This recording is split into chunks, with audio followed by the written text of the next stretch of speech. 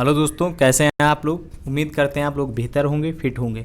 दोस्तों, आज हम लोग डिस्कस करेंगे जामिया मिलिया इस्लामिया का 2019 का पेपर बीएलएलबी का। ठीक है दोस्तों, इस पार्ट में हम देखेंगे 75 क्वेश्चन, नेक्स्ट पार्ट में देखेंगे अदर जो हैं बचे हुए नेक्स्ट 75 क्वेश्चन। ठीक है दोस्तों, अगर आप लोगों ने मेरा चैनल नहीं सब्सक्राइब किया है, प्लीज़ सब्सक्राइब कीजिए, ठीक, और लाइक कीजिए, शेयर करिए, अपने दोस्तों में भी भाई शेयर कर दो।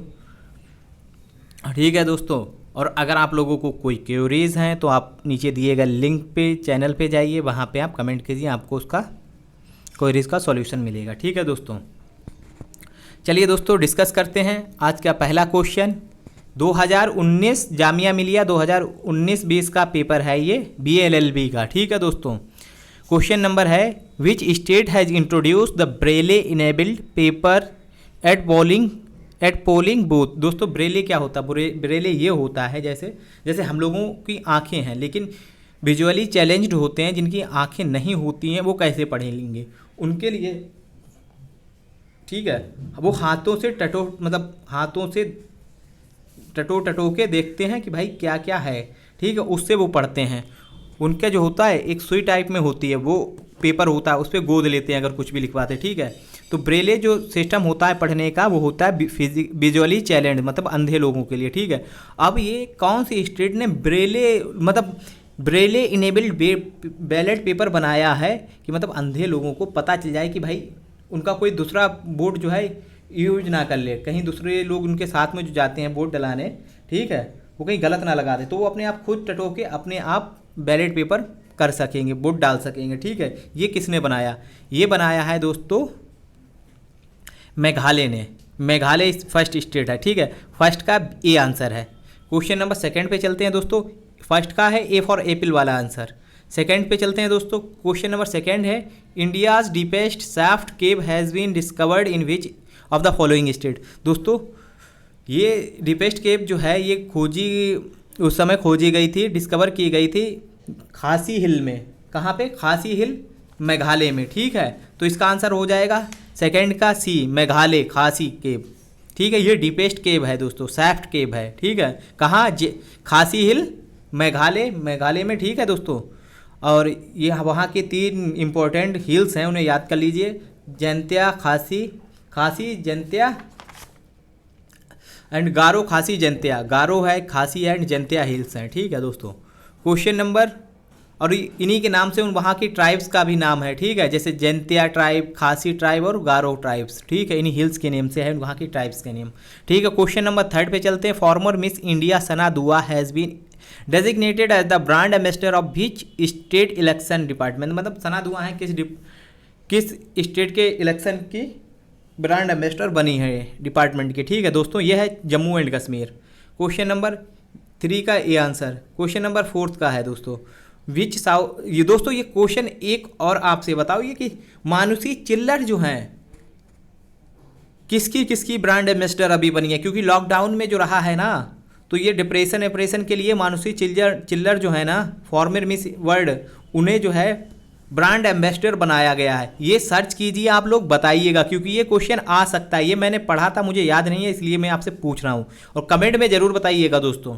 ठीक है, मानुषी चिल्लर जो हैं किस ब्रांड की एम्बेसडर हैं। ठीक है, क्वेश्चन नंबर 4 पे चलते हैं। क्वेश्चन नंबर 3 का आंसर है ए, जम्मू एंड कश्मीर।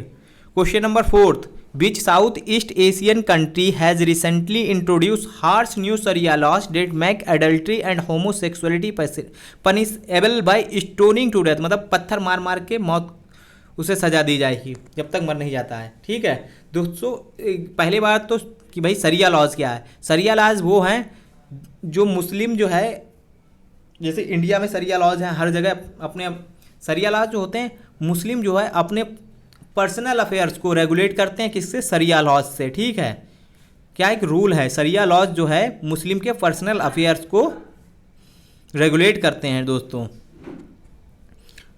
ठीक है, तो ये है, पहले तो है एडल्ट्री दोस्तों, ये है कोई एक्स और वाई, हस्बैंड और वाइफ है। ठीक है, एक्स, लेकिन उसकी वाइफ जो है वो किसी थर्ड पार्टनर से, मतलब जेड से जो है अपने रिलेशन ताल्लुकात बनाती है। ठीक है, तो इस इसको ही बोलते हैं एडल्ट्री, ठीक है। पहले इसे इलीगल करार दिया गया था, लेकिन अब जो है इसे लीगल करार दे दिया गया। ये सेक्शन आईपीसी की सेक्शन 497 में आती। कौन सी सेक्शन? 497। अब लीगल करार दे दिया गया है, ठीक है दोस्तों। और होमोसेक्सुअलिटी ये होता है कि जो सेम सेक्स वाले लोग अपने रिलेशन बनाते हैं उनको हम होमोसेक्सुअलिटी, होमो मीन सेम, होमो मीन्स होता है दोस्तों एक जैसे समान, ठीक है। होमो मतलब सेम, और सेक्सुअलिटी मीन्स होता है सेक्स, ठीक है। जो सेम सेक्स वाले अपने ताल्लुकात बनाते हैं उन्हें होमोसेक्सुअल बोला जाता है, ठीक है। और इसका प्रोविज़न है दोस्तों सेक्शन 377 ऑफ आईपीसी, मतलब 377 आईपीसी में होमोसेक्सुअलिटी की बात कही गई है, ठीक है दोस्तों। और ये जो है इसमें बहुत ही हार्श जो है कानून बनाया है ब्रूनी ने। किसने? ब्रूनी ने। 4 का ए आंसर है। और ये देखिए कि ब्रूनी, मैपिंग कीजिए, मैपिंग करना सीखिए। ब्रूनी देखिए कहाँ पे है, साउथ ईस्ट एशिया में है, आपको हम बता दे रहे हैं। फिलीपींस के पास में है, इंडोनेशिया के ऊपर है, ये देखिए ब्रूनी, ठीक है दोस्तों। साउथ चाइना सी में देखिएगा जाके। क्वेश्चन नंबर 5 का आंसर है name the bill that was passed in the parliament that seeks to clarify that allottees under a real estate project should be treated as a financial creditor. अगर किसी को loan दिया जाता है real estate के purpose project के लिए तो उसे जो है financial creditor, as a financial creditor treat किया जाएगा। ये किस अमेंडमेंट बिल के थ्रू आया, ठीक है दोस्तों। ये आया था insolvency and bankruptcy code, second amendment bill 2018। दोस्तों 5th का बी आंसर है, 5th का बी फॉर बॉल वाला आंसर। दोस्तों क्वेश्चन नंबर 6 पे चलते हैं। David Malpass who was selected as the new president of World Bank belongs to which country, मतलब जो प्रेजेंट टाइम में डेविड मालपास जो हैं वर्ल्ड बैंक के प्रेसिडेंट है वो किस कंट्री से हैं? ये दोस्तों हैं यूएसए से। कहाँ से? यूएसए से, मतलब अमेरिका से हैं, ठीक है। और वर्ल्ड बैंक का हेडक्वार्टर कहाँ है दोस्तों? हेडक्वार्टर है वाशिंगटन डीसी में। और उसकी एमडी जो है ना अंशुला कांत, वो कहाँ से हैं? वो हैं दोस्तों इंडिया से। वो कौन है? वर्ल्ड बैंक की एमडी कौन है दोस्तों? अंशुला कांत, ये याद रखिएगा। क्वेश्चन नंबर 6 का सी वाला, सी फॉर कैट वाला आंसर। क्वेश्चन नंबर 7 पे चलते हैं दोस्तों। विच of the following country parliament approved anti defection law. दोस्तों किस देश की पार्लियामेंट ने एंटी डिफेक्शन बिल को जो है मंजूरी दे दी है, अप्रूव कर दिया है? ये था दोस्तों मालदीव ने किया था, 7 का ए। और दोस्तों ये है कि भाई एंटी डिफेक्शन लॉ इंडिया में किस सेक्शन में आता है? किस शेड्यूल में आता है? शेड्यूल 10 में आता था। ये 1985 में लाया गया था, ठीक है दोस्तों। अगर अब पिछले वीडियो में इसके बारे में बताया तो आप देख लेना अगर नहीं पता है आपको, ठीक है। 7 का ए आंसर है। Question number 8 Central Board of Direct Tax clarified that farmer do not need to quote permanent account number for cash sale of their product up to rest, मतलब कितने फार्मर जो है अपना अनाज बेच सकता है कितने तक कि उसे permanent account number pan card की ज़रूरत ना हो। ये दोस्तों है 2 लाख तक, ठीक है। 2 लाख तक अगर कोई फार्मर अपना किसान आदमी जो है अगर अनाज बेचता है तो उसको पैन कार्ड की ज़रूरत नहीं। अगर वो 2 लाख से ऊपर बेचता है तो उसे पैन कार्ड लगाना पड़ेगा। दोस्तों पैन कार्ड जो होता है परमानेंट अकाउंट नंबर होता है, जिससे ये पता चलता है कि भाई किसने कितना ट्रांजैक्शन किया है, ठीक है। तो आप लोग समझ गए होंगे। क्वेश्चन नंबर 8 का सी फॉर कैट वाला आंसर है 2 लाख। क्वेश्चन नंबर 9 है दोस्तों। The Punjab government has banned this chemical compound which is considered as a group 2A cancer causing material.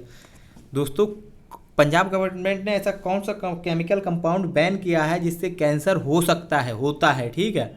इसमें ऑप्शन है तुम्हारे ए दिकाम्बा, बी एट्राजाइन, सी क्लोरपाइरोफोस, डी ग्लाइफॉस्फेट। दोस्तों ये आंसर है ग्लाइफोसेट, ठीक है दोस्तों। ग्लाइफोसेट ऐसा केमिकल है जिससे कैंसर होता है, ठीक है। पंजाब गवर्नमेंट ने इसे बैन कर दिया है। और पंजाब गवर्नमेंट ने इसे बैन कर दिया है क्यों? और ये जो यूज़ होता था किसमें यूज़ होता था? किसान लोग इसे यूज़ करते थे हर्बिसाइड मतलब होता है कि घास नहीं हो जाती है किसान में, जैसे गेहूं हुए उसके साथ घास हो गई। अगर घास बड़ी हो जाएगी तो गेहूं ख़राब हो जाएंगे, धान में, गन्ने में, किसी में भी घास अगर आ जाती है तो ख़राब हो जाती है, फसल जो है वहाँ किसानों की ख़राब हो जाती है। तो वो लोग हर्बिसाइड यूज़ करते हैं। हर्बिसाइड मतलब वो साइड मीन्स जहाँ भी आ जाएगा तो उसका मतलब होगा, रूट वर्ड है साइड मीन्स किल कर देना, मार देना, हर्बिसाइड मतलब घास को मार देना, ठीक है। तो ठीक है दोस्तों, इसका आंसर है 9th का डी। हर्बिसाइड का मतलब होता है, हर्बी मीन्स हरी हुई घास और साइड मीन्स किल कर देना, जो किल घास को किल कर दे, ठीक है, उसे हर्बिसाइड। होमिसाइड मतलब होता है जो आदमियों को मारे, होमिसाइड। होमी मतलब होता है ह्यूमन, साइड मीन्स किल कर देना, ह्यूमन को किल कर देना, ठीक है दोस्तों। 9 का डी आंसर है, डी फॉर डॉल वाला आंसर। क्वेश्चन नंबर 10th है दोस्तों, विच of the following educational institute has declared best in the overall India ranking 2017। दोस्तों 2017 से हमें मतलब नहीं है, अब ये याद रखो कि 2019 में national institute of ranking framework ने इंडेक्स निकाली है कि भाई top 10 Indian universities, overall top 10 कौन सी यूनिवर्सिटी हैं। तो उसमें दोस्तों आईआईटी मद्रास है ओवरऑल में। कौन है? आईआईटी मद्रास। आईआईटी मद्रास ने टॉप किया है। सेकंड नंबर पे है आईआईएससी बेंगलोर, ठीक है दोस्तों,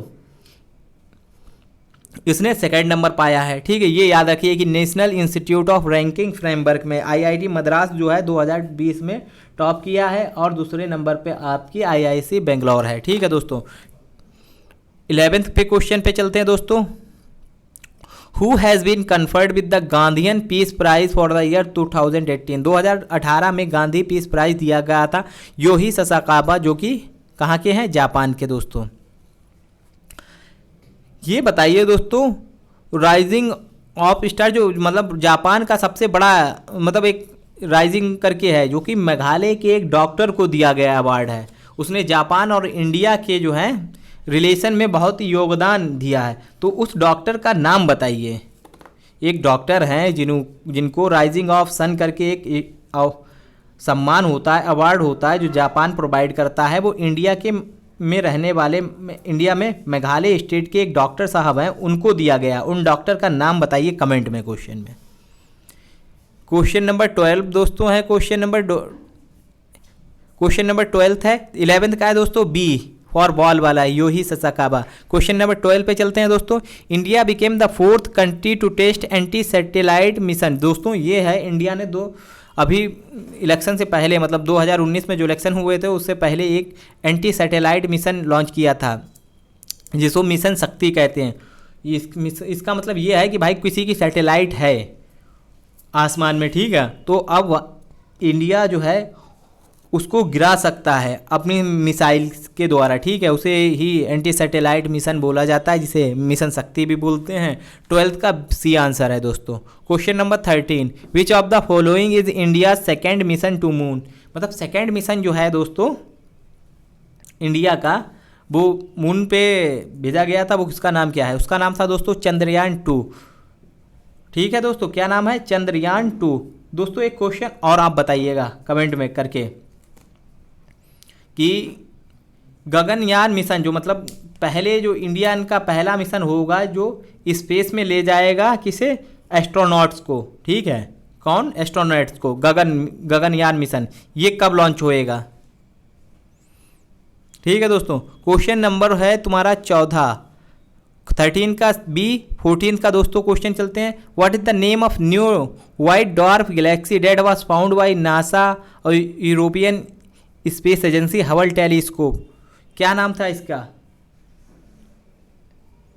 दोस्तों? इसका था शायद NSG 657। ये जरूरी नहीं है, अब ये जरूरी है दोस्तों। हबल टेलीस्कोप जो है ना, इसका सक्सेसर कौन है? इसका सक्सेसर होगा जेम्स वेब स्पेस टेलीस्कोप। क्या होगा? जेम्स वेब स्पेस टेलीस्कोप, ठीक है।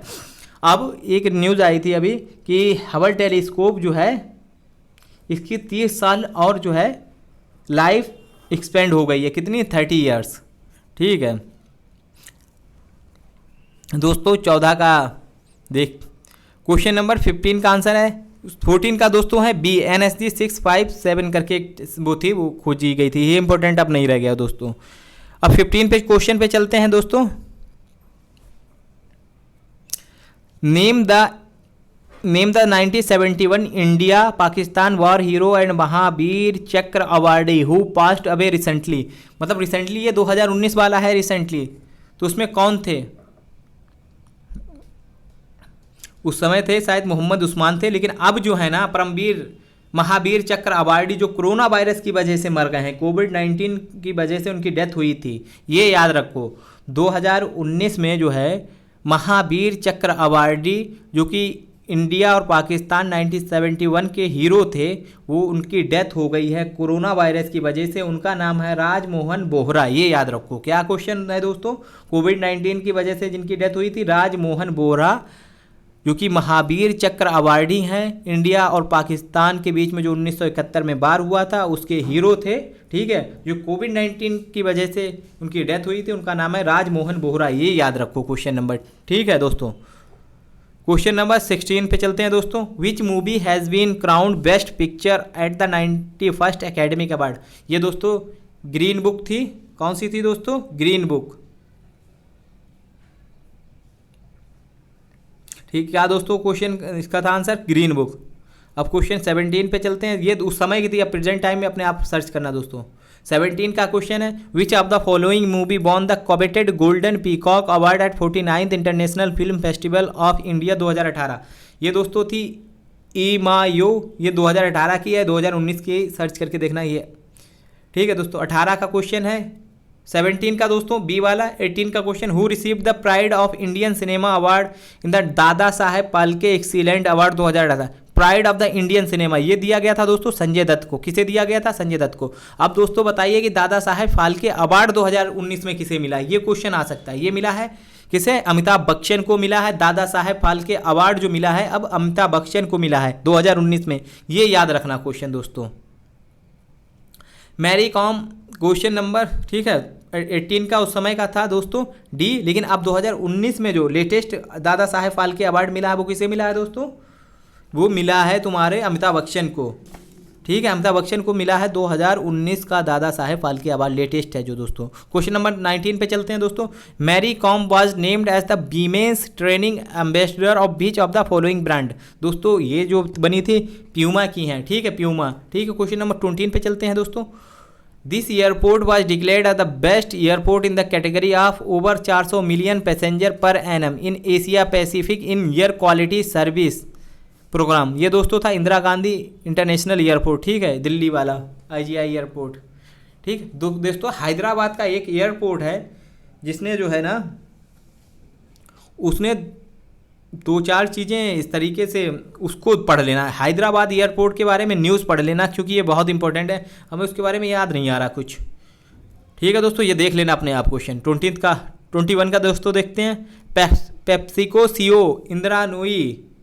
20 का क्वेश्चन आंसर जो उस समय का था सी वाला इंदिरा गांधी इंटरनेशनल एयरपोर्ट है दोस्तों। ये करंट का है और हम लोगों के लिए अब इंपॉर्टेंट नहीं रह गया, इसलिए हम जल्दी जल्दी करते रहे। Question number 21, PepsiCo CO Indira Nooyi has joined the board of director for this company? ये दोस्तों थी, ये थी दोस्तों क्या नाम उसका, अमेजन। क्या थी? अमेजन इसका आंसर था। 21 का बी अमेजन। क्वेश्चन नंबर 22 का क्या है? Law commission of India has submitted its 267th report to the union government on 267 जो रिपोर्ट थी दोस्तों ना, ये थी हेट स्पीच पे। किस पे थी दोस्तों? हेट स्पीच थी, लॉ कमीशन ने इसे दी थी। अब दोस्तों देखिए 262 रिपोर्ट, क्योंकि उसमें एवोल्यूशन ऑफ उस पर है क्या, डेथ पेनल्टी पे है दोस्तों, वो रिपोर्ट देखिए 262, ठीक है दोस्तों। क्वेश्चन नंबर 22 का है हेट स्पीच, ए वाला, A for apple, 267th report है hate speech. Question number 23, who was sworn as the new chief justice of Kolkata high court? ये थे दोस्तों TBN राधाकृष्णा, TBN राधाकृष्णा। 23 का बी। क्वेश्चन नंबर 24 का आंसर है दोस्तों, who is appointed as the president of Confederation of Indian Industry for 2019-20? ये थे दोस्तों उदय कोटक। कौन थे दोस्तों? उदय कोटक। 24 का बी, ये अभी भी हैं उदय कोटक, ठीक है, 24 का बी। Naresh Goyal who recently resigned from the board was founder of which airline? मतलब नरेश गोयल ने किस के बोर्ड से जो है रिजाइन कर दिया था दोस्तों? ये था तुम्हारा जेट एयरवेज। कौन सा दोस्तों था? Jet Airways. कौन सा था दोस्तों? 25 का A, Jet Airways. Question number 26, which of the following has been reinstated to the Asian games 2022 addition.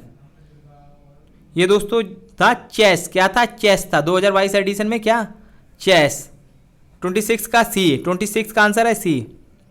27 का organiser of the Tokyo 2020 Olympic unveiled which shape torch for the 2020 Olympic. दोस्तों था ये cherry blossom type में है, ठीक है ये दोस्तों, ठीक। 27 का ये टोक्यो ओलंपिक 2020 जो है अभी पोस्टपोन्ड हो गया है, 2021 में होगा। क्यों? कोरोना वायरस की वजह से। 28 का क्वेश्चन पे चलते हैं। Which of the following 11th biosphere reserve from India to be included in World Network of Biosphere Reserve of UNESCO. 11th कौन सा है? A Pachmarhi, B Great Nicobar, C Nanda Devi या डी कंचनजंगा। दोस्तों पहले 10 बायोस्फीयर रिजर्व थे, अब हो गए हैं 11। क्यों? कंचनजंगा बायोस्फीयर रिजर्व जो है ना आसाम में, इसको जो है यूनेस्को बायोस्फीयर रिजर्व में इंक्लूड कर लिया गया है। बायोस्फीयर रिजर्व में पहले 10 थे हमारे इंडिया में, कौन कौन से थे ये पढ़ लेना आप लोग। अब ये जो है 11th जो है ना कंचनजंगा था, अब इसे जो है ये 11th जो है कंचनजंगा हो गया है। कंचनजंगा जो बायोस्फीयर रिजर्व जो कि आसाम में है, ठीक है दोस्तों। 28 का D answer. 29 which committee has been constituted by union government to continuously monitor the solution of air pollution. दोस्तों एयर पॉल्यूशन के लिए कमेटी बनी थी, उसके चेयरमैन पूछ रहे हैं कि एयर पॉल्यूशन को कंट्रोल करने के लिए ये थे तुम्हारे सी के मिश्रा। कौन सी कमेटी थी? सी के मिश्रा कमेटी। अपने नेक्स्ट क्वेश्चन पे चलते हैं। 29 का है दोस्तों ए वाला answer, C K Mishra. Name the country which won the Sultan अल्जान शाह कप 2020। ये थी दोस्तों इंडिया ने सुल्तान अल्जान शाह कप 2019 का जीता था। ये 2 साल में एक बार होता है, ये मलेशिया में होता है दोस्तों, ठीक है। ये किससे रिलेटेड है? सुल्तान अल्जान शाह कप ये रिलेटेड है दोस्तों हॉकी से। किससे? हॉकी से, ठीक है दोस्तों। 13 का बी वाला, ये सब करंट अफेयर है दोस्तों, ये हमारे लिए इंपॉर्टेंट नहीं तभी इतनी जल्दी जल्दी कर रहे हैं। How many square are there in a chess board. दोस्तों ये जो है स्टैटिक जीके का है क्वेश्चन। देखिए दोस्तों इसमें जो होता है वर्टिकल में 8 स्क्वायर होते हैं और हॉरिजेंटल में 8 स्क्वायर होते हैं, ठीक है। तो इनको मिला के 8 × 8 64 स्क्वायर हो जाते हैं। वर्टिकल में 4 और वो वर्टिकल में 8 स्क्वायर और हॉरिजेंटल में 8 स्क्वायर, तो इनको मिला के हो जाते हैं तुम्हारे कितने स्क्वायर हो जाते हैं? हो जाते हैं 64 स्क्वायर, ठीक है। ये इंपॉर्टेंट है, स्टैटिक जीके का क्वेश्चन है। 31 का हो बी वाला, बी फॉर बॉल वाला। 32 का क्वेश्चन देखते हैं दोस्तों। Who was crowned with FIFA player of the year award on September 24 2018 in London. ये था दोस्तों लूका मॉड्रिक। 2018 में कौन थे? लूका मॉड्रिक। क्वेश्चन बताइए कि नेक्स्ट फीफा वर्ल्ड कप कहाँ होगा? ये दोस्तों कतर में होगा। कहाँ होगा? कतर में, ठीक है। 2022 में, 4 साल बाद होता है। 2018 में हुआ था। कहाँ हुआ था? रसिया में। क्वेश्चन नंबर 33 दोस्तों, Deodhar trophy is given for the game. ये होती है दोस्तों दियोधार ट्रॉफी जो है ये क्रिकेट से रिलेटेड है, ठीक है। तो इसका आंसर हो जाएगा 33 का A, cricket. Which of the following become the Indian women boxer to clinch gold medal at the Asian game. First Indian women boxer to clinch gold medal at Asian games. ये दोस्तों हैं मैरी कॉम। कौन? 34 का A, Mary Kom answer. A for apple वाला, 34 का A for apple वाला। Question number 35 पे चलते हैं दोस्तों। Which one of the following country भी होस्टिंग द 2020 ओलंपिक। दोस्तों ये 2020 ओलंपिक जो था टोक्यो मतलब जापान में होने को था, लेकिन कोरोना वायरस की वजह से इसे पोस्टपोन कर दिया गया। अब 2021 में होगा। कहाँ? 35 का बी। अब क्वेश्चन नंबर 36 पे चलते हैं दोस्तों। Which is the world first airport to fully run on solar power. ये दोस्तों था कोची एयरपोर्ट है, जो कि अब पूरी तरीके से किससे चलता है? सोलर पावर से।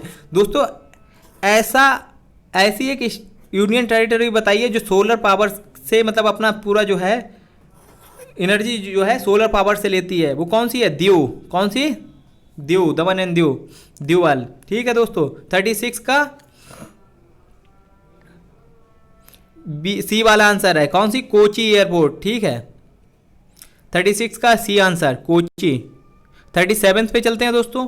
विच folk dance of India has made it to the Guinness book of record as the largest folk dance in the world. Largest folk dance ये दोस्तों था नाटीज हिमाचल प्रदेश का। कहाँ का? नाटी हिमाचल प्रदेश, ठीक है दोस्तों। और एक दोस्तों एक लद्दाख का भी डांस है, उसको भी गिनीज वर्ल्ड ऑफ रिकॉर्ड में शामिल किया गया है। कौन सा? लद्दाख का संडोल डांस है, लार्जेस्ट लद्दाख डांस, जिसको world of Guinness book of world record में शामिल किया गया है। कौन सा है? लद्दाख का है संडोल डांस, ठीक है दोस्तों। और ये 37 का था सी, नाटी Himachal Pradesh, world largest folk dance, ठीक है दोस्तों। 37 का सी आंसर। और ये याद रखिएगा कि लद्दाख का जो है उसको भी Guinness book of world record में शामिल किया गया है, इसका नाम है सोंडोल डांस। क्वेश्चन नंबर 38 का है विच is the oldest mountain range in India. कौन सी है ओल्डेस्ट माउंटेन रेंज? दोस्तों यंगेस्ट तो है हिमालय रेंज, ठीक है। ओल्डेस्ट माउंटेन रेंज है अरावली। ये कहा जाता है कि अरावली जो रेंज है अब छोटी छोटी रह गई हैं, ये अपनी जवानी में हिमालय से भी ऊंची थी, ठीक है। कौन सी ओल्डेस्ट हो गई? ये अरावली है। ये कहाँ कहाँ है दोस्तों? ये अरावली हिल्स हैं राजस्थान में, हरियाणा में, दिल्ली में और गुजरात में। कहाँ कहाँ? 4 स्टेट में है, राजस्थान, हरियाणा, गुजरात और राजस्थान। दोस्तों मैपिंग करके देखिएगा, फिजिकल वो इंडिया के मैप जो है ना उसमें फिजिकल में जाइए और देखिएगा जाके। 38 का बी आंसर है। 39 ground water confined between the two impermeable layer is called. दोस्तों ये 2 लेयर के बीच में जो है कन्फाइंड होता है, उस लेयर के बारे में पूछा जा रहा, उसको क्या बोलते हैं उस लेयर्स को, ठीक है। उन दोनों लेयर्स को बोलते हैं आर्टिजन। क्या बोलते हैं दोस्तों? आर्टिजन। 39 का D. Question number 14 the green revolution in India has been identified with. ये दोस्तों ये क्वेश्चन करवा चुके हैं हम, अब एक वीडियो बनाया था उसमें हमने हिस्ट्री के नाम से, ठीक है। उसमें देखिए क्वेश्चन हम करवा चुके हैं, लेकिन फिर भी बता देते हैं। ग्रीन रिवॉल्यूशन जो थी 1960s में आई थी, 1966 में लगभग, ठीक है। उसमें हमारे यहाँ फूड सफिशियंसी नहीं थी, कि मतलब हमारे यहाँ फूड था ही नहीं, फूड ग्रेन उतना होता ही नहीं था जितनी की पॉपुलेशन थी। इससे की वजह से हम दूसरे देशों से अनाज मंगाते थे। फिर लेकिन एक न्यू वैरायटी व्हीट आया, ठीक है, जिस वैरायटी को खोजा था नॉर्मन बोरलॉग, जो मैक्सिको के थे, ठीक है दोस्तों। उन्होंने high yielding variety of seed बनाया, उसका जो था इंडिया में यूज़ किया था। वो साइंटिस्ट हैं डॉक्टर MS स्वामीनाथन। कौन है? डॉक्टर MS स्वामीनाथन, ठीक है।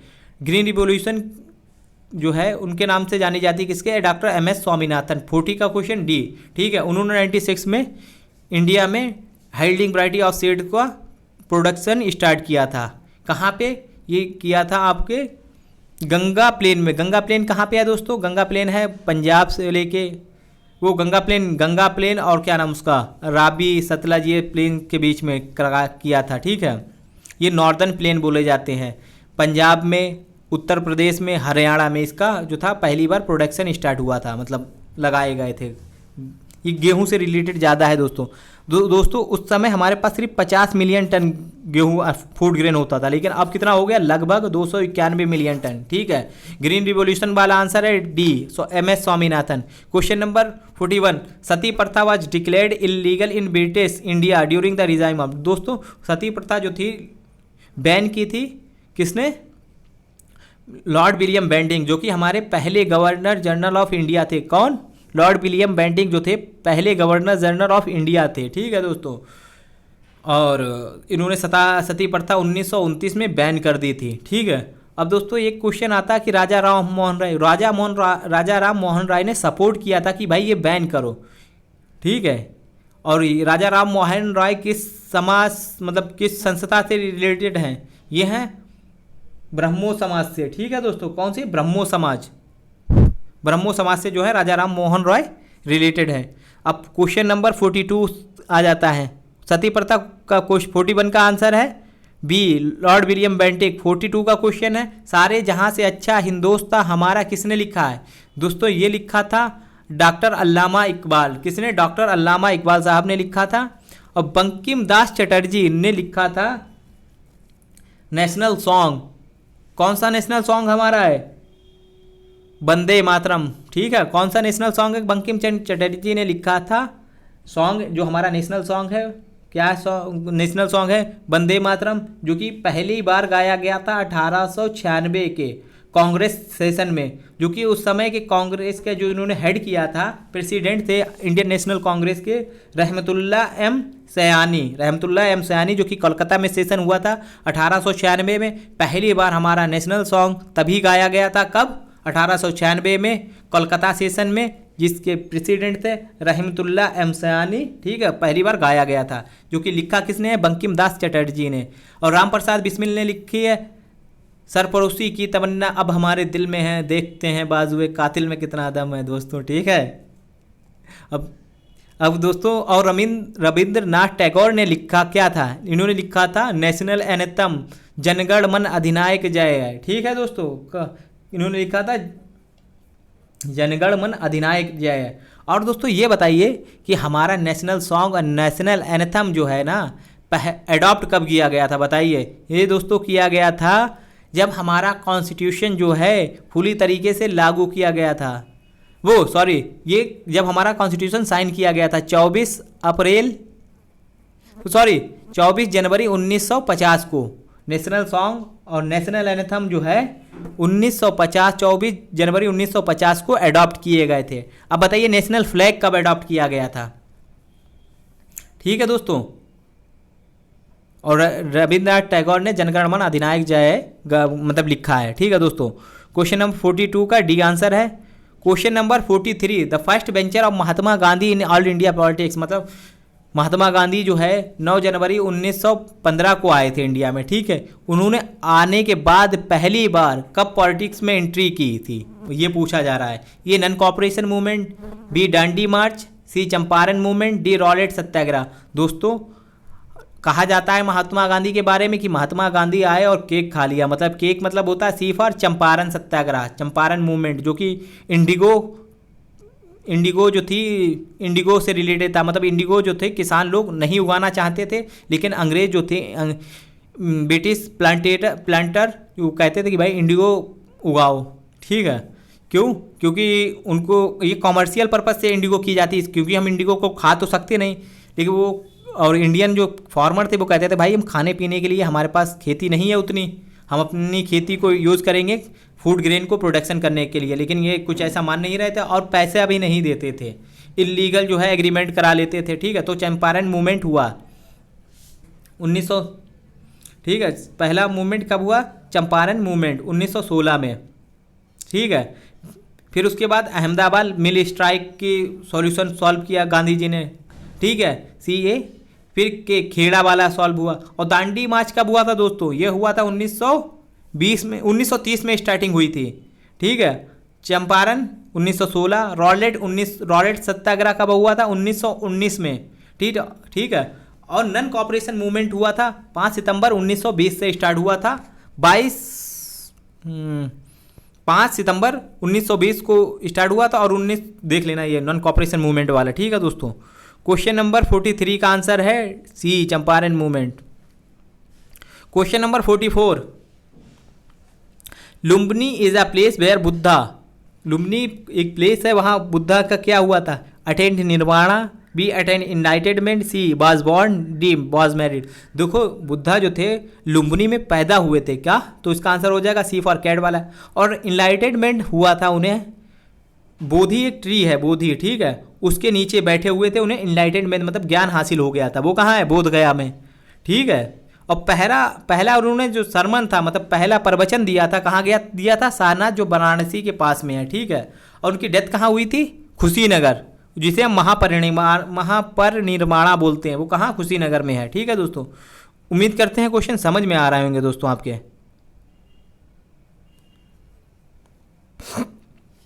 लुम्बिनी वाला सी फॉर बॉर्न हुए थे। ठीक है दोस्तों, question number 45, paleolithic period is also known as, देखो पैलियोलिथिक जो है ना, ये इसे ओल्ड एज बोलते हैं। सबसे पहले जो एज थी मतलब सबसे पुराना काल जो है पैलियोलिथिक थी। ठीक है, उस समय स्टोन यूज होते थे, जैसे आजकल हम लोग गाड़ी जैसे इंस्ट्रूमेंट जैसे काटने आटने के लिए छुरी चाकू होता, या ठीक है, वहाँ पे उस समय यूज होता स्टोन का यूज होता था, क्योंकि कुछ पता ही नहीं था। तो जो वहाँ की उस टाइम के लोग जो थे खाने पीने के लिए जैसे जानवर को मारते थे, मांस खाते थे, तो स्टोन से मार देते थे। ठीक है, तो उसे स्टोन एज बोलते थे। ठीक है, सबसे पुरानी ये जो स्टोन एज में है पैलियोलिथिक, फिर है मेसोलिथिक, फिर है नियोलिथिक। तो सबसे ओल्ड एज पैलियोलिथिक जो है उसे और किस नेम से जाना जाता है? उसे जो भी जाना जाता है ओल्ड स्टोन एज। 45 का सी। पैलियो स्टोन एज है, 3 पार्ट में डिवाइडेड है। पहला है पैलियोलिथिक, दूसरा है मेसोलिथिक, तीसरा है नियोलिथिक। ठीक है, पैलियोलिथिक में हंटर गेदरर थे, मतलब शिकार करते थे और खा जाते थे। ठीक है, मेसोलिथिक में हल्के हल्की तरीके से सेटलमेंट हुआ, सेटलमेंट मतलब रहने लगे। और नियोलिथिक में एग्रीकल्चर होने लगी, खेती बाड़ी होने लगी थी। ठीक है, question number 46, which one of the following is direct tax? दोस्तों डायरेक्ट टैक्स होता है कि जो हम अपने आप डायरेक्ट देते हैं। देखिए 2 तरीके के टैक्स होते हैं, एक इनडायरेक्ट टैक्स, एक होता है डायरेक्ट टैक्स। इनडायरेक्ट टैक्स कैसे होता है? जैसे आपने पेन लिया, ठीक है, आपने उस पर जो टैक्स दिया है वो आपने डायरेक्ट नहीं दिया है। जैसे आपने टीवी ली, टीवी की आपने डायरेक्ट टैक्स नहीं दिया, आपने किसको दे दिया? शॉपकीपर को दे दिया। जब आपने कोई टीवी ली या कोई भी गैजेट लिया, मोबाइल लिया, तो आपने उस पर डायरेक्ट टैक्स नहीं दिया, आपने किसे दिया? शॉपकीपर। अब शॉपकीपर की ड्यूटी है कि वो किसे दे? गवर्नमेंट को दे। ठीक है, तो आपने डायरेक्ट तो नहीं दिया, इनडायरेक्ट दिया ना, वो इनडायरेक्ट टैक्स हो गया। लेकिन आप जॉब करते हैं, ठीक है, जॉब में सैलरी आने से पहले आपका टैक्स कटता है, उसे क्या बोलते हैं? Income tax. ठीक है दोस्तों, जो आपकी इनकम पे लगे। ठीक है, question number, which one of the following is the direct tax? तो क्या है? इनकम टैक्स हो गया ना, जो आपकी सैलरी पे लगता है। तो 46 का बी आंसर हो गया। JNNURM मीन्स मतलब Jawaharlal Nehru urban rural mission है।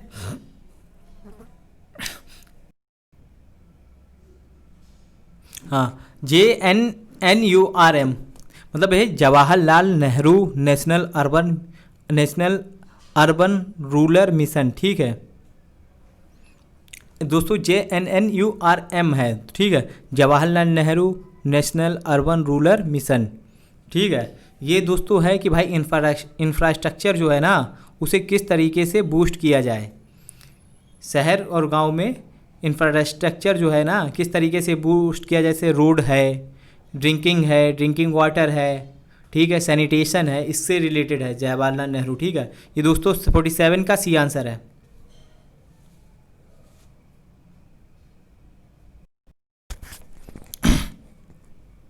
दोस्तों JNNURM क्या है दोस्तों? 47 का क्वेश्चन दोस्तों। पीछे जो है थोड़ी मिस्टेक हो गई थी, गलती हो गई, हम भी इंसान है दोस्तों, हमसे भी गलती हो जाती है। ठीक है, JNNURM है जवाहरलाल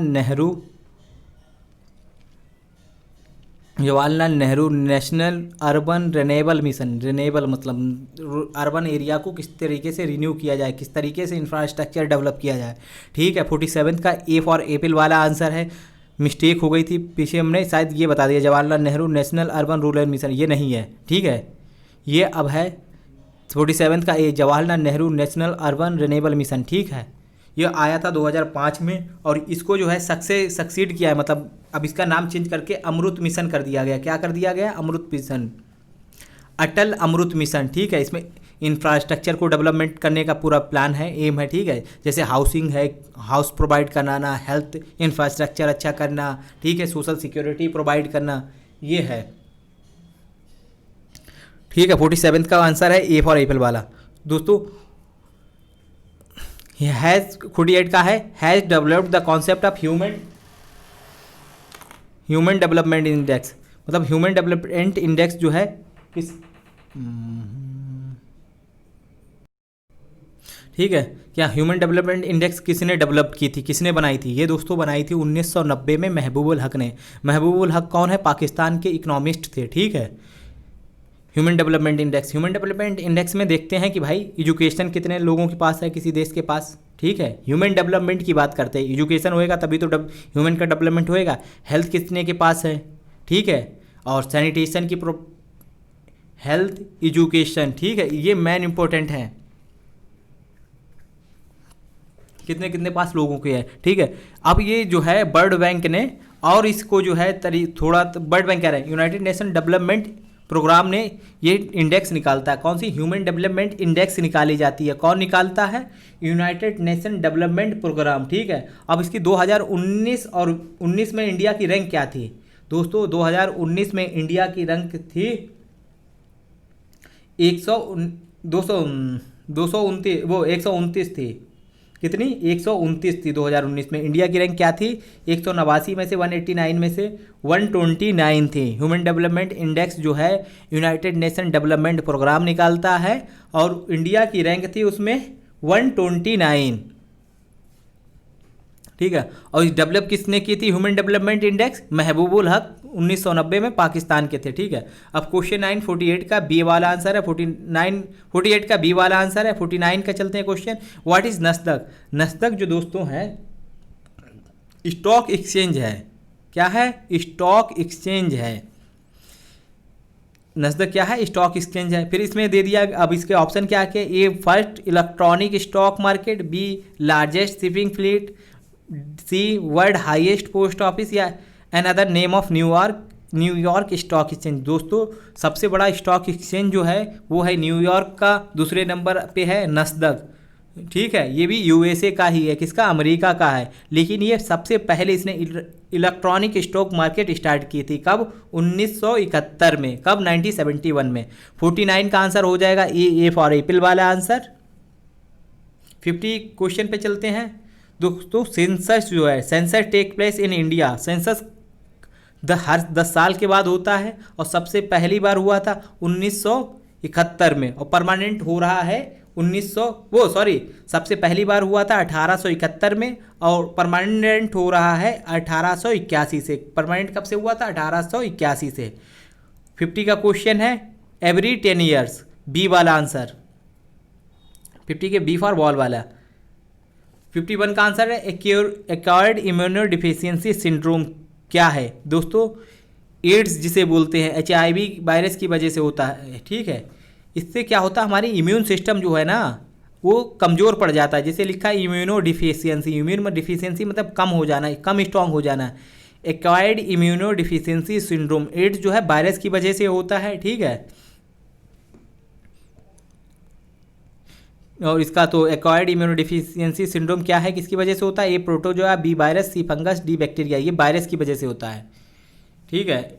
एड्स की फुल फॉर्म है एक्वायर्ड इम्यूनोडिफिशियंसी सिंड्रोम। ठीक है। ये वायरस की वजह से होता है। 51 का बी आंसर। दोस्तों क्वेश्चन नंबर 52 का है light year is a unit of. Light year दोस्तों किसकी यूनिट है? A distance, B time, C light, D none of the above. दोस्तों लाइट ईयर है कि भाई ये डिस्टेंस की यूनिट है। समझ रहे हो क्या है? ये डिस्टेंस की यूनिट है कि मतलब ये तो डिस्टेंस की यूनिट हो गई। अब एक क्वेश्चन और है आपसे कि भाई सूरज से जो रोशनी निकलती है और अर्थ तक आती है कितना टाइम लेती है? क्या है? सूरज से जो रोशनी निकलती है वो अर्थ तक आती है कितना टाइम लेती है? ये दोस्तों लेती है 8 मिनट कुछ सेकेंड। ठीक है। तो इसका आंसर हो जाएगा लाइट ईयर जो है डिस्टेंस की यूनिट है। किसकी? डिस्टेंस की। Question number 53, what is the full form of DNA? DNA की फुल फॉर्म क्या है? Deoxy ribo nucleic agent, deoxy ribo nuclear acid, deoxy ribo nucleus acid या deoxy ribo nucleic acid.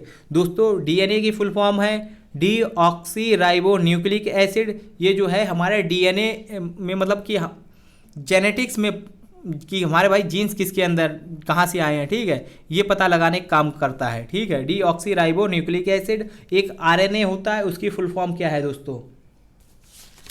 RNA की full form है ribo nucleic acid. ठीक है। RNA DNA होते हैं दो। 54 का क्वेश्चन है what is the which is the only generative organ in human body. मतलब रीजेनरेट कौन सा ऑर्गन है जो रीजेनरेट हो जाता है दोस्तों? A brain, B liver, C pancreas, D lungs. दोस्तों अगर हमारा लीवर है ना, अगर उसको काट दिया जाए साइड से वो फिर रीजेनरेट हो जाएगा। समझ रहे हो? तो इसी लीवर जो है रीजेनरेटिव है। अगर थोड़ा सा भी लीवर रह गया तो वो अपने शेप में फिर से दोबारा आ जाएगा। ठीक है। तो ये एक वाहिद ऐसा मतलब एक सिर्फ एक ही ऐसा ओनली ऑर्गन है जो रीजनरेट हो जाता है वो क्या है, लीवर। 54 का बी आंसर है। लीवर के फंक्शन मेटाबॉलिज्म में से होते हैं, मेटाबॉलिज्म करने में उपयोगी साबित होता है। ठीक है, क्वेश्चन नंबर 55 को है, metals that can be easily beaten into sheet are known as, मतलब मेटल जो है अगर उसे पीटा जाए, मतलब उस पर जोर जोर से बार किया जाए, ठीक है, तो उसे सीड बन जाता है। तो उस मेटल को क्या किया जाता है, जैसे कोई मेटल बहुत मोटा है उसे पतला कर दिया जाए, सीड बन जाए, ठीक है, तो उसे क्या बोलते हैं, ए बीटेबल, बी डक्टाइल, सी पॉलीमर्स, बी मेलिएबल। दोस्तों इसका हो जाएगा, उसे मेलिएबल बोलते हैं, समझ रहे हो। वो डक्टाइल नहीं होता, डक्टाइल होता है मतलब कि भाई कुछ लोहे की रॉड है, उसे अगर टेढ़ा करोगे तो वो टूट जाएगी, ठीक है, क्योंकि वो डक्टाइल है। मेलिएबल होती है कि अगर उसे उसे दो जोर से मतलब जो है ना टेढ़ा करने की कोशिश करोगे ना तो वो लचक जाएगी, ठीक है, वो मेलिएबल प्रॉपर्टी होती है। तो जो सीट बन जाए उसे मेलिएबल बोलते हैं। 55 का D answer. 56 question, which Hindi writer is known by the name of Nirala. Suryakant Tripathi Nirala जो है ना, उनको हम निराला बोलते, क्यों, उनके यूनिक थी, उनके वर्क में यूनिकनेस थी, ठीक है। निराला हिंदी यूनिकनेस का मतलब होता है, यूनिक का मतलब होता है निराले हो भाई तुम, तो निराला मतलब यूनिक हो तुम, ठीक है। सूर्यकांत त्रिपाठी निराला, ये 56 का ए आंसर, सूर्यकांत त्रिपाठी निराला को बोला जाता है। हु रोड दास कैपिटल, दास का कैपिटल दोस्तों लिखी थी कार्ल मार्क्स ने। किसने, कार्ल मार्क्स ने। कार्ल मार्क्स बहुत ही बड़े इकोनॉमिस्ट भी थे, पॉलिटिकल साइंटिस्ट भी थे। वो उन्होंने इकोनॉमिक को बहुत ही ज़्यादा इंपॉर्टेंस दी थी, ठीक है, पैसे को। उन्होंने कहा था कि भाई पैसे की मतलब जो है ना बेस जो है ना, सुपर स्ट्रक्चर होता है, एक बेस होता है, बेस जो है क्या है, इकोनॉमिक्स है, इकोनॉमिक वैल्यू है, मतलब जिसके पास पैसा है उन्हीं के पास पॉलिटिकल पावर होगी। और उन्होंने पॉलिटिकल राइट की पहले नहीं, उन्होंने कहा था पहले इकोनॉमिक राइट, सोशल राइट दो हमें, इकोनॉमिक राइट आ जाएंगे अपने आप ही पॉलिटिकल राइट आ जाएंगे, ठीक है, हम पावर में आ जाएंगे, पैसा है तो, ठीक है। ये दास कैपिटल किसने लिखी थी, कार्ल मार्क्स ने। और जवाहरलाल नेहरू की इंपॉर्टेंट बुक का नाम क्या है, कौन सी लिखी थी उन्होंने, डिस्कवरी ऑफ इंडिया, 57 का बी। और लेनिन की एक बुक है बहुत इंपॉर्टेंट है, imperialism the highest stage of capitalism. उन्होंने कहा था इंपेरियलिज्म मतलब होता है कि दूसरे देश को कॉलोनी बना लेना अपना, वो जो है हाईएस्ट स्टेज ऑफ कैपिटलिज्म है। कैपिटलिज्म क्या होता है कि मतलब कैपिटल, कुछ लोगों के पास जो है पैसा हो जाए ना, और जो और दूसरे लोग होते हैं वो गरीब होते हैं, बेजर होते हैं, और कुछ लोगों के पास पैसा होता है, जिनके पास इंडस्ट्री होता है, वो कैपिटलिस्ट होते हैं। क्वेश्चन नंबर 57 का आंसर है ए फॉर एपिल वाला। 58 पे क्वेश्चन पे चलते हैं। Who is the author of Godan, Godan लिखी थी दोस्तों मुंशी प्रेमचंद ने। किसने, मुंशी प्रेमचंद। 58 का बी आंसर है। 59, Jnanpith award is given for outstanding contribution in the field of, मतलब ज्ञानपीठ अवार्ड किस फील्ड में दिया जाता है, बीसी लिटरेचर में। किस में, लिटरेचर में। 2019 में इंग्लिश में पहली बार दिया गया था, किसे, 2019 में पहली बार इंग्लिश, वैसे हिंदी और अदर लैंग्वेज में दिया जाता है, लेकिन पहली बार 2019 में दिया गया था इंग्लिश लिटरेचर में। किसे, अमिताभ घोष को। किसे, अमिताभ घोष को। लेकिन जो लेटेस्ट हैं, जिन्हें लेटेस्ट ज्ञानपीठ अवार्ड दिया गया, वो कौन है दोस्तों, वो हैं पोइट अखितम अच्युतन नंबोदरी। अखितम अच्युतम नंबोदरी, अखितम अच्युतन नंबोदरी जो है, इन्हें दिया गया किसमें, मलयालम में। किसमें दिया गया, मलयालम पोइट में दिया गया, ठीक है। लेटेस्ट जो है ज्ञानपीठ अवार्डी हैं अखितम अच्युतन नंबोदरी, जिन्हें मलयालम की पोइट में दिया गया, पोइट हैं ये, ठीक है। 59 के यहाँ पे सी आंसर है। लेटेस्ट दिया गया अखितम अच्युतन नंबोदरी को दिया गया है। 60 का क्वेश्चन है, name the Indian poet called as Shakespeare of India. दोस्तों शेक्सपियर ऑफ इंडिया किसे कहा जाता है, ये कहा जाता है कालिदास को। कालिदास का बहुत ही बड़े मतलब लिटरेचर के विद्वान थे। 60 का सी, कालिदास, जिन्हें शेक्सपियर ऑफ इंडिया भी कहा जाता है, जो कि किस पीरियड में थे, गुप्ता पीरियड पे थे। गुप्ता पीरियड बताओ कब से कब तक था, 319 से 500 तक कुछ था। 61 का क्वेश्चन है, what is the carbon footprint. Carbon footprint क्या है, A kind of fossil, B a measure to know the ability of petroleum product, C amount of carbon dioxide release into atmosphere, D analysis to know the breathing problem. दोस्तों carbon footprint का simple meaning है कि भाई कितना carbon dioxide हमारे atmosphere में release हो रहा है, चाहे वो इंडिविजुअल हो चाहे वो फैक्ट्री से रहेगी, उसी को हम कार्बन फुटप्रिंट बोलते हैं। चाहे हम जैसे कोई लकड़ी जलाते हैं या कोई फॉसिल फ्यूल्स जलता है, ठीक है, वो जितना भी हमारे एटमॉस्फेयर में आ रहा है उसी को हम कार्बन फुटप्रिंट बोलते हैं। 61 का C. 62 which of the following statue has been enacted for protection of wild animal, birds and plant. दोस्तों इन्वायरमेंट प्रोटेक्शन एक्ट 1986 इसका ऑप्शन है कि मतलब कौन सा प्रोटेक्ट एक्ट लाया गया था जिससे animal, bird and wildlife को प्रोटेक्ट किया जाए। ठीक है, A environment protection act 1986, B forest conservation act, C biological diversity act, या D wildlife protection act. दोस्तों ये आया था वाइल्ड लाइफ प्रोटेक्शन एक्ट के, ठीक है, ये प्रोटेक्ट वाइल्ड लाइफ और एनिमल्स, फ्लोरा एंड फौना को प्रोटेक्ट करने के लिए कौन सा एक्ट आया था, वाइल्ड लाइफ प्रोटेक्शन एक्ट 1972 में।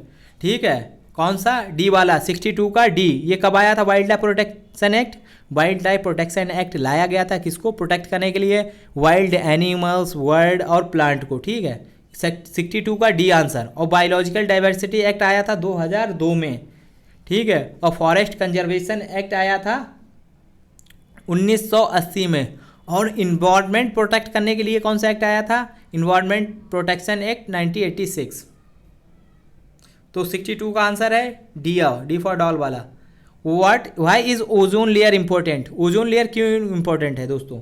ओजोन लेयर इसलिए इंपॉर्टेंट है क्योंकि जितनी भी अल्ट्रा वायलेट रेज आती हैं ना, वो अपने अंदर एब्जॉर्ब कर लेती है या वापस कर देती है, रिफ्लेक्ट कर देती है।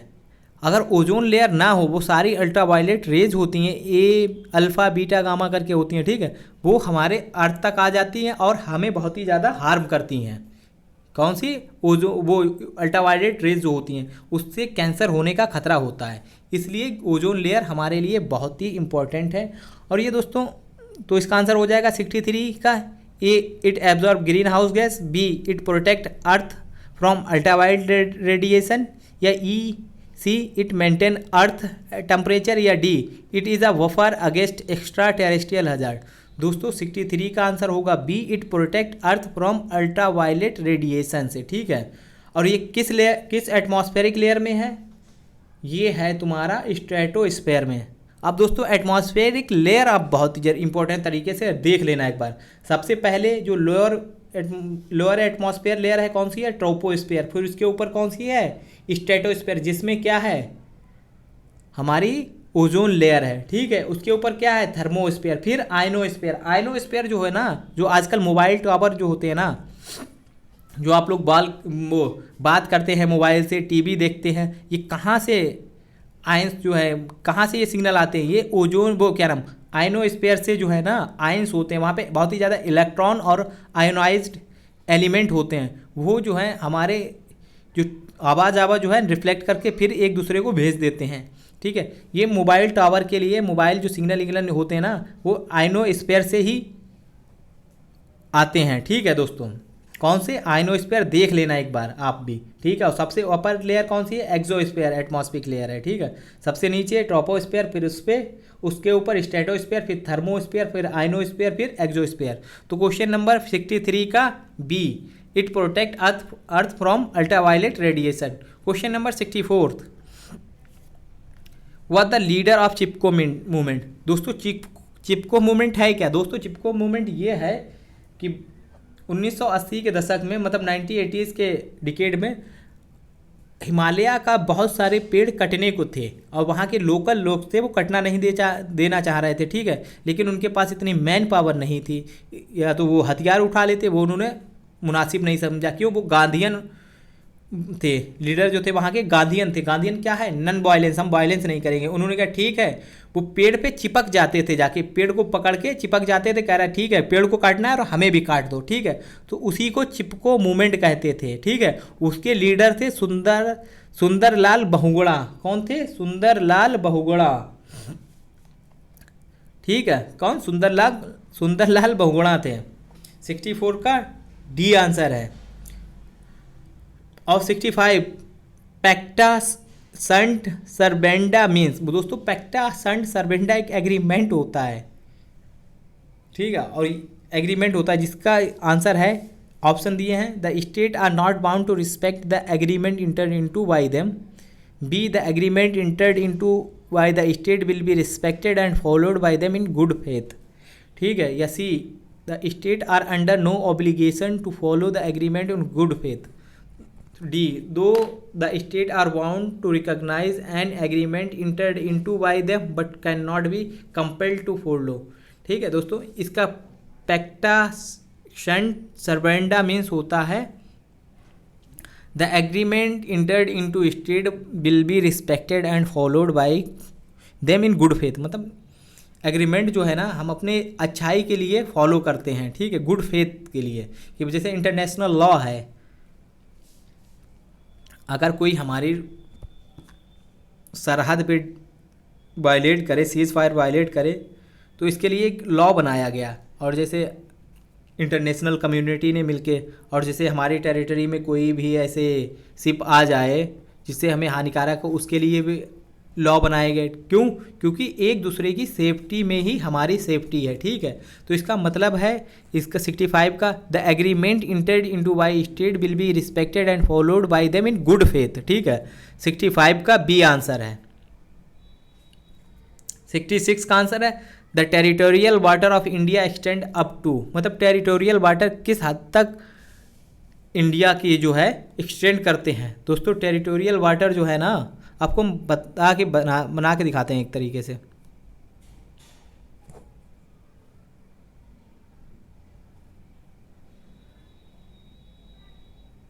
देखिए ये जो है हमारा इंडियन पेनिनसुला है, ठीक है, और ये जो है ना 12 नॉटिकल माइल तक ये हमारे टेरिटोरियल वाटर है, ये हमारी समझो एक तरीके से प्रॉपर्टी है, ठीक है। उसके बाद ये बोलते हैं, क्या बोलते हैं, टेरिटोरियल कब तक, कहाँ तक है, 12 नॉटिकल माइल तक, ठीक है। फिर उसके आगे यहाँ से 24 माइल तक, ठीक है, कंटिग्यूअस जोन है, क्या ये टेरिटोरियल जोन है, टेरिटोरियल वाटर हमारा कहाँ तक है, 12 नॉटिकल माइल तक, और यहाँ से मतलब कोस्ट लाइन से यहाँ तक ये 24 तक, ये इसे बोलता है कंटिग्यूअस जोन, ठीक है। यहाँ पे हमें जो है राइट होता है टैक्स कलेक्ट करने का, और अदर जैसे फिजिकल राइट होता है, excise duty, right related to pollution control, और ये हमारे 24 नॉटिकल माइल तक होता है। और ये 200 नॉटिकल माइल तक जो दोस्तों होता है ना, यहाँ पे हम मिनरल एक्सप्लॉइट कर सकते हैं, मतलब कि है यहाँ तक हम मिनरल जो है ना, जैसे पानी में मिनरल्स होते हैं, जैसे क्या पॉलीमेटालिक नोड्यूल्स जो है इंडिया ने अभी वो लिया है, क्या नाम उसका,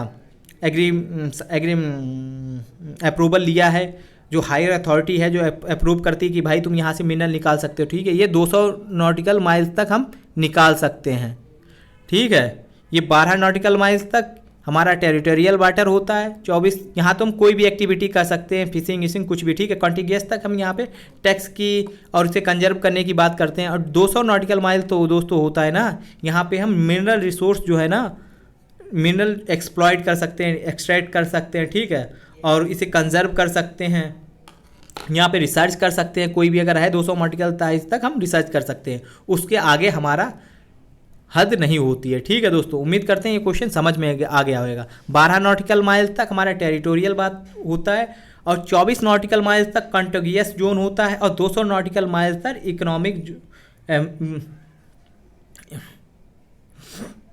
200 नॉटिकल माइल तक हम जैसे मिनरल कंजर्व निकाल सकते हैं, ठीक है।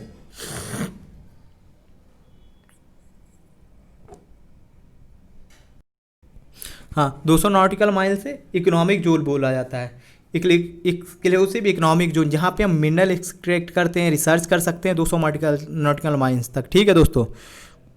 और 12 नॉटिकल माइल तक टेरिटोरियल वाटर होता है, ठीक है, टेरिटोरियल से बोलते हैं जिसे, और 24 नॉटिकल माइल तक होता है कंटिग्यूअस जोन, और उसके बाद 200 नॉटिकल माइल तक एक्सक्लूसिव इकोनॉमिक जोन होता है, ठीक है। क्वेश्चन नंबर 66 का A answer, A for apple वाला। 67 का है the youngest recipient of Padma Shri, ये थे तुम्हारे सचिन तेंदुलकर, ये भी किसका है, करंट का ऑप्शन है। इन क्वेश्चन नंबर 68 का ए सचिन तेंदुलकर, वो sorry, the youngest recipient of Padma Shri थी सानिया मिर्जा। कौन थी? ये सानिया मिर्जा थी। ठीक है। अब question number 68, in which town was Rajiv Gandhi assassinated. ये थी श्री पेरुम्बदूर तमिलनाडु में। ठीक है। कब? श्री पेरुम्बदूर 21 मई 1991 को इलेक्शन की कैंपेन करने के लिए राजीव गांधी श्री पेरुम्बदूर गए और उनकी वहाँ पे असैसिनेट कर दिया गया। दोस्तों असैसिनेट वर्ड होता है किसी पॉलिटिकल लीडर को मारना, उसे असैसिनेट बोलते हैं। ठीक है। वहाँ पे क्या लिखे लगाया जाएगा? असैसिनेट, किसी पॉलिटिकल पावर को, पॉलिटिकल अथॉरिटी को मारना। ठीक, पॉलिटिकल लीडर को मारना, उसमें असैसिनेटेड लगाया जाता है। ठीक है। तो 68 का बी आंसर है। 69 का Sulabh international organisation is which provide a health service in rural area. B good sanitation at cheap rates, या B low cost accommodation, C D low cost credit. दोस्तों सुलभ इंटरनेशनल जो है ये रिलेटेड है good sanitation at cheap rate. देखा होगा कि आपने मेट्रो स्टेशंस पे, रेलवेज पे, ये सुलभ इंटरनेशनल जो है सैनिटेशन मतलब प्रोवाइड कराता है चीप रेट पे। ठीक है। 69 का बी आंसर हो गया। 70 का name the first Arabic writer awarded Nobel prize for literature. दोस्तों पहले अरबिक राइटर थे जिन्हें नोबेल प्राइज़ अवार्ड किया गया था, नागुइब महफूज। ठीक है। नागुइब महफूज को 1988 में दिया गया था। ये इजिप्ट के थे लेकिन इन्हें मिला किस में था? अरबिक में मिला था, अरबिक लिटरेचर में। अरबिक इन्होंने राइटिंग में किया था। ठीक है ना। नागुइब महफूज 70 का सी वाला आंसर है। और दोस्तों इंडिया के पहले नोबेल प्राइज़ अवार्डी कौन थे? ये थे रविंद्रनाथ टैगोर को। इन्हें कब मिला था? 1913 में मिला था। कब? 1913 में रविंद्रनाथ टैगोर को मिला था। ठीक है। 70 का सी वाला आंसर है। क्वेश्चन नंबर अब जो दोस्तों 71 से 75 तक हैं ये वर्ड मीनिंग है। ठीक है। इनका जो नियरेस्ट मीनिंग है वो बताना है दोस्तों हम लोगों को। दोस्तों पहला मीनिंग है एफोरिज्म। एफोरिज्म मतलब पहले पता होना चाहिए। तो एफोरिज्म मतलब होता है दोस्तों कहावत, मीनिंग। ठीक है। कहावत नहीं होती है। तो और प्रोवर्ब मीन्स भी मीनिंग होता है, वो प्रोवर्ब मीन्स भी कहावत होता है। तो इसका मीनिंग क्या हो जाएगा? प्रोवर्ब। एफोरिज्म मीन्स कहावत होता है और प्रोवर्ब मीन्स भी कहावत होता है। तो नियरेस्ट मीनिंग क्या हो गया? प्रोवर्ब। ठीक है। प्रियून मीन्स होता है कट ऑफ करना। प्रियून मीन्स होता है कट ऑफ कर देना, मतलब निकाल देना, एक्सक्लूड कर देना। विदर्भे मतलब मुरझाया हुआ। ठीक है। और प्रोवर्ब मीन्स कहावत। तो इसका आंसर नियरेस्ट मीनिंग क्या है? एफोरिज्म मीन्स कहावत होता है, प्रोवर्ब मीन्स भी कहावत होता है। सिनोनियम क्या हुआ? प्रोवर्ब एफोरिज्म का। ठीक है दोस्तों। अब दोस्तों 71 का तो हो गया प्रोवर्ब ए। अब 72 का आंसर क्या होगा? विटुपिरेशन। विटुपिरेशन मीन्स क्या होता है दोस्तों? मॉइस्चर, पेलर, मैलेडिक्शन या रिकवर। दोस्तों विटुपिरेशन मीन्स होता है गाली गलौज करना, अब्यूजिव। विटुपिरेशन मीन्स। ठीक है। मॉइस्चर मतलब तो नमी वाला हो गया, पेलर भी नहीं होता। मैलेडिक्शन मीन्स होता है दोस्तों वही अनप्लेजेंट, फटकार, एक्सट्रीमी अनप्लेजेंट, हॉरिफाइंग या टेरिबल। ठीक है। तो इसका नियरेस्ट मीनिंग क्या होएगा? विटुपिरेशन मतलब मैलेडिक्शन। तो 72 का हो गया आपका सी। हॉरेंडस मीन्स दोस्तों क्या होता है? हॉरेंडस मीन्स होता है खराब। ठीक है। अब हॉरेंडस ब्यूटीफुल तो इसका अपोजिट हो जाएगा, ये तो भी नहीं हो। कोहेरेंट मीन्स भी नहीं होगा। Coherent means logical and consistent होता है। सपोर्ट मीन्स भी नहीं होगा। और ड्रेडफुल हो जाएगा। ड्रेडफुल भी अनप्लेजेंट होता है। ठीक है। तो भयानक होता है। तो ये हॉरेंडस का सिनोनियम्स क्या हो जाएगा? डी। 73 का डी आंसर है। काइनोस्योर मीन्स क्या होता है दोस्तों? काइनोस्योर पढ़ा जाएगा, साइनोस्योर पढ़ा जाएगा? दोस्तों बता देना कमेंट में। काइनोस्योर या साइनोस्योर जो है ना, अ पर्सन और thing that is centre of attention और एडमायरेशन मीन्स होता है। दोस्तों क्या होता है? इसका मतलब होता है अ पर्सन और thing that is centre of attention और एडमायरेशन, मतलब बहुत ही सेंटर ऑफ अट्रैक्शन हो जाना। ठीक है। तो एबल टू को एग्जिस्ट ये भी नहीं होगा। ब्रीफ ये भी नहीं होगा। अब आंसर तो सेंटर ऑफ अटेंशन दे ही रखा है। 74 का C answer, centre of attention. D opposite means क्या होता है दोस्तों? 74 का आंसर है सी, सेंटर ऑफ अटेंशन। और एवरेजमेंट क्या होता है दोस्तों? एवरेजमेंट होता है कर्टेलमेंट ऑफ राइट, ठीक है। तो काइनोस्योर का आंसर हो जाएगा सेंटर ऑफ अटेंशन, सी वाला। और अपोजिट का क्या हो जाएगा ये? 75 इनएप्ट, अपोजिट, रेलेवेंट और कैजुअल। दोस्तों अपोजिट मीन्स होता है कि सर्कमस्टांसेस के हिसाब से कुछ सूटेबल चीज़, ठीक है भाई, मतलब सर्कमस्टांसेस के हिसाब से कोई सूटेबल चीज़, मतलब रेलेवेंट चीज़, ठीक है। तो इसका आंसर हो जाएगा 75 का सी आंसर। 75 का सिनोनियम्स हो जाएगा रेलेवेंट, ठीक है दोस्तों। उम्मीद करते होंगे आपके समझ में आया होगा। अगर कुछ प्रॉब्लम हो रही है तो आप कमेंट करके बताइए। इस वीडियो में हम इतना ही डिस्कस करते हैं, नेक्स्ट वीडियो में मिलते हैं फिर। और अगर दोस्तों आपने अगर मेरा चैनल सब्सक्राइब नहीं किया तो प्लीज़ सब्सक्राइब कीजिए। अगर कोई भी आपको क्यूरीज है कोई भी, ठीक है, तो आप टेलीग्राम चैनल को सब्सक्राइब कीजिए और वहाँ पे आप के सारी प्रॉब्लम को सॉल्यूशन होगा, ठीक है दोस्तों। उम्मीद करते हैं, चलिए जय हिंद।